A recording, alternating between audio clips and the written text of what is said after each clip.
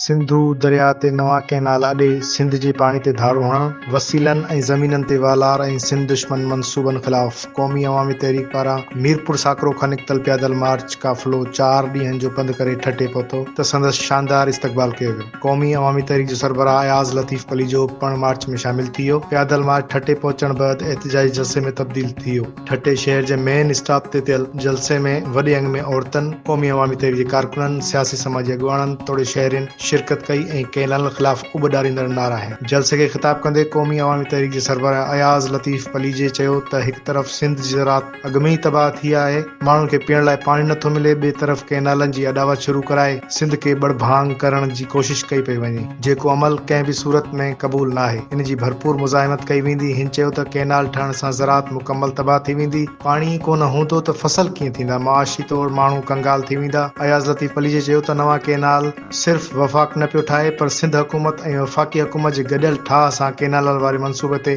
कमु हली रहियो आहे। असांखे अफ़सोस आहे जो सिंध हुकूमत बि वफ़ाक़ी हुकूमत जे हिन मंसूबे में शामिल आहे।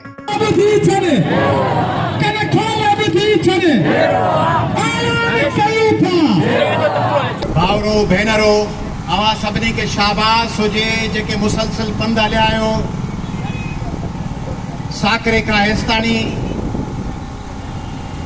पाण क़ौमी अवामी तहरीक पारां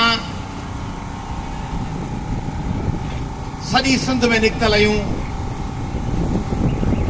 पाण शिकारपुर आहियूं, हिकिड़ी कुंड, वरी पाण शाहजादपुर आहियूं, ॿी कुंड सांगड़, पाण बदीन आहियूं, हिकिड़ी कुंड, पाण वरी वाई पांदी आहियूं एहतिजाज में ॿी कुंड, पाण कंदकोट आहियूं, हिकिड़ी कुंड, वरी ठटरो आहियूं, ॿी कुंड,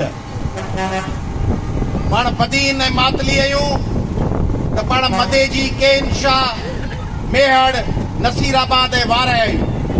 ॿिया हलूं ऐं हलण बि कीअं, पंहिंजे सिर झंडा माण्हू कपिड़ो वठी पाण सुबनि, भाड़ा ही नौजवान पाण कनि, चांहियूं रस्तनि ते पिन जूं पीअनि, कंहिंखे मिंत करे कट चांहि पीअनि। पहिरीं चांहि जो पुछनि त कट चांहि 30 रुपए में ॾींदे या 40 रुपए में, पोइ भैंस उबाए करे कट चांहि ते कम हलाइनि। राति जो पराइनि ओताकुनि में नफ़ीस नगर झुॾे खां मीरपुर ख़ास ईंदे ऐं साकरे खां ठटे ईंदे